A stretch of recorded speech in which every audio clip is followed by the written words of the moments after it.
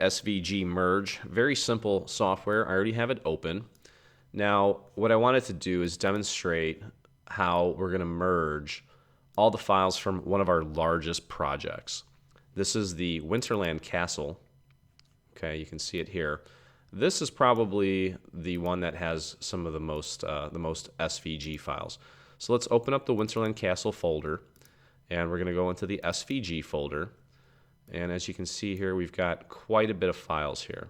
Okay, so what I'm going to do is just take and highlight and select all of these, and I'm literally just going to drop them into this window here.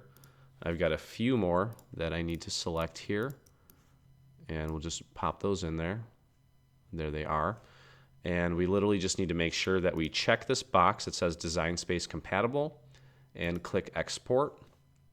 I'm going to name this Winterland Castle Combined. Doesn't have to, you can name it whatever you want. And then hit Save. It's going to go through and merge everything. And it says it's completed. We'll hit OK. And there is the SVG file that it just created.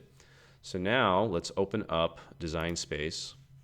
And I'm going to hit Upload and Upload Image, Browse.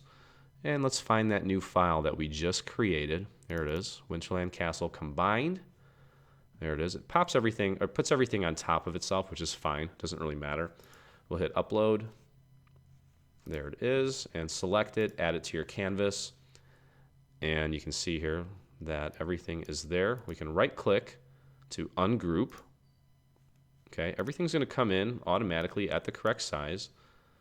Okay, and there are all your files. Okay, so at this point, you're just doing the same thing that you would normally do after you import everything into Design Space manually, one by one, meaning that if you need to attach the files, you're going to attach them so that the score lines stay in the correct spot.